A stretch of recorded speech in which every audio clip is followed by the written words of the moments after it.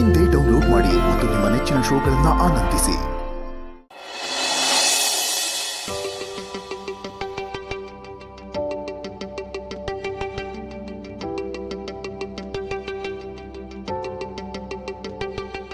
ಅಮ್ಮ, ನಾನು ಕೇಳೋ ಪ್ರಶ್ನೆಗೆ ಸತ್ಯವಾದ ಉತ್ತರನೇ ಕೊಡಬೇಕು. ಇಲ್ಲ ಅಂದ್ರೆ ನೀವು ಇಟ್ಕೊಂಡಿರೋ ಕುಂಕುಮದ ಮೇಲೆ ಆಣೆ.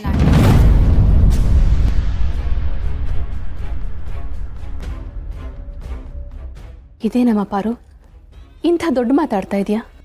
ಸಮಸ್ಯೆ ದೊಡ್ಡದಾಗಬಾರ್ದು ಅಂದ್ರೆ ಪ್ರಶ್ನೆನೂ ದೊಡ್ಡದಾಗೆ ಇರಬೇಕಲ್ವಮ್ಮ. ಇವಾಗ ಏನ್ ಸಮಸ್ಯೆ ಆಯ್ತು ಪಾರು? ಎಲ್ಲರೂ ಸಂತೋಷವಾಗಿ ಇದ್ದಾರಲ್ಲ, ನೀನ್ ಯಾಕೆ ಅನುಮಾನ ಪಡ್ತಿದ್ಯಾ? ಅಪ್ಪ ಅನ್ನೋನು ಆಲದ ಮರ ಆಗಿರ್ಬೇಕು. ಅಟ್ಟ ಹಸದ ಮರ ಆದ್ರೆ ಅನುಮಾನ ಬರೋದು ಸಹಜ ಅಲ್ವಾ ಚಿಕ್ಕಮ್ಮ? ಈಗ ನನ್ನ ಪ್ರಶ್ನೆ ಏನಂದ್ರೆ, ಮಾವನ್ ಕಂಡ್ರನೇ ಆಗ್ದಿರೋ ನಮ್ಮಪ್ಪ ಈಗ ರತ್ನ ಮನೆ ಸೊಸೆಯಾಗಿ ಮಾಡ್ಕೊಳ್ಳೋದಕ್ಕೆ ಒಪ್ಕೊಂಡಿದ್ದಾರೆ ಅಂದ್ರೆ ಮುಂದೆ ಅವಳು ಚಿತ್ರಹಿಂಸೆ ಕೊಡಬೇಕು ಅನ್ನೋ ಪ್ಲಾನಾ? ಬಿಡ್ತು ಅನ್ನೋ ಪಾರು, ನಾನು ಬದುಕಿರೋವರೆಗೂ ರತ್ನನ್ ಬಟ್ಟೆ ಒಂದು ನೂಲು ಕೆಡ್ಸೋದಕ್ಕೂ ನಾನು ಬಿಡೋದಿಲ್ಲ. ಅದ್ರ ನಮ್ಮನೆ ಹೆಣ್ಮಗಳು ನೂಲ್ ಮುಟ್ಟಕ್ ಬಂದ್ರು ಸಾವು ತೋರಿಸ್ತೆ ಬಿಡಲ್ಲ ನಾನು. ಸ್ವಲ್ಪ ಸಮಾಧಾನವಾಗಿ ಕೇಳಿಸ್ಕೊ ಪಾರು. ಅವ್ರಿಗೆ ಮದ್ವೆಗೆ ಒಪ್ಕೊಂಡಿರೋದು ನಮಗೂ ಆಶ್ಚರ್ಯ ಆಯ್ತು. ಅವ್ರು ಒಪ್ಕೊಳ್ಳೋದಕ್ಕೆ ನೀನು ಊಹೆನೂ ಮಾಡದೇ ಇರೋಂಥ ಕಾರಣ ಅಂತೂ ಇದೆ. ಶಿವು ರತ್ನನ ಪರ್ಶುಕ್ ತಂದ್ಕೋಬೇಕು ಅನ್ನೋ ಪ್ರಸ್ತಾಪನ ನಾವು ನಿಮ್ಮ ಅಪ್ಪನ ಎದುರಿಗೆ ಹೇಳಿದ್ದೇ ತಡ ಅವರು ಸಿಕ್ಕಾಪಟ್ಟೆ ಕೋಪ ಮಾಡ್ಕೊಂಡ್ಬಿಟ್ರು. ಪರ್ಶುನ, ನೀನು ನನ್ನ ಮಗನೇ ಅಲ್ಲ, ನಿನ್ನ ನೋಡಿದ್ರೆ ನನಗೆ ಅಸಹ್ಯ ಆಗುತ್ತೆ ಅಂದರು.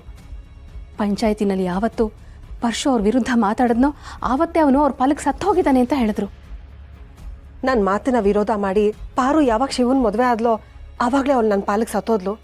ಈಗ ಇವನು ಸತ್ತೋದ, ಯಾರನ್ನ ಮದುವೆ ಆದ್ರೆ ನನಗೇನು? ಊರ್ ಜನರು ದೃಷ್ಟಿಲಿ ಮಗ ಅಂತ ಅನ್ಸ್ಕೊಂಡಿರೋ ತಪ್ಪಿಗೆ ಅವ್ನು ಮದುವೆ ಮಾಡಿ ಮುಗಿಸ್ತೀನಿ ಅಂತ ಹೇಳಿದ್ರು. ಓ, ಈಗ ವಿಷಯ ಒಳ್ಳೇದಾಯ್ತು.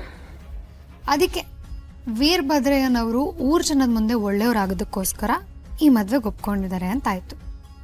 ಅಪ್ಪನ ಪಾಲಿಗೆ ಮಕ್ಕಳು ಯಾವಾಗ ಸಾಯ್ತಾರೋ ಆಗ ಮಕ್ಕಳು ಅನ್ಸ್ಕೊಂಡವರು ಒಳ್ಳೆಯವರು ಅಂತ ಪ್ರೂವ್ ಆಗಿ ಹೋಗ್ತಾರೆ. ಮೊದಲು ನಾನು, ಈಗ ನಮ್ಮಣ್ಣ ಪರ್ಶು, ಅಷ್ಟೇ. ಸುಶೀಲಾ, ಸೌಭಾಗ್ಯ, ಹೊರಡೋಣವಾ?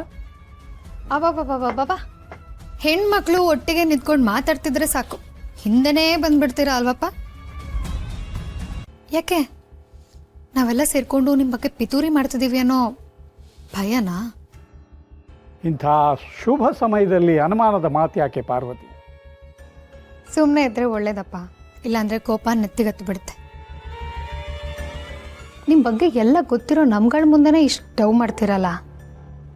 ಊರ್ ಜನರು ನಿಮ್ಮನ್ನ ದೇವ್ರು ಅನ್ಕೊಂಡಿರೋರು ಕಿವಿ ಮೇಲಂತೂ ಲಾಲ್ ಬಗ್ಗೆ ಇಟ್ಬಿಡ್ತೀರ ಬೇಡಿ. ಆಮೇಲೆ ಇನ್ನೊಂದು ವಿಷಯಪ್ಪ, ಬರ್ತಾ ಬರ್ತಾ ನಿಮ್ಮ ಸೈನ್ಯ ಚಿಕ್ಕದಾಗ್ತಿದೆ, ನಮ್ಮ ಸೈನ್ಯ ದೊಡ್ಡದಾಗ್ತಿದೆ. ಯುದ್ಧದಲ್ಲಿ ಯಾರು ಗೆಲ್ತಾರೆ ಅಂತ ಯುದ್ಧ ಮಾಡೋಕ್ಕೂ ಮುಂಚೆನೇ ಅನೌನ್ಸ್ ಆಗೋಯ್ತು. ಅವರವರ ಭಾವಕ್ಕೆ ಅವರವರ ಭಕುತಿಗೆ ಭ್ರಮೆ ಭ್ರಮೆ. ಮಾಯೆ ನಿನ್ನೊಳಗೋ, ನಿನ್ನೊಳಗೆ ಮಾಯೆಯೋ.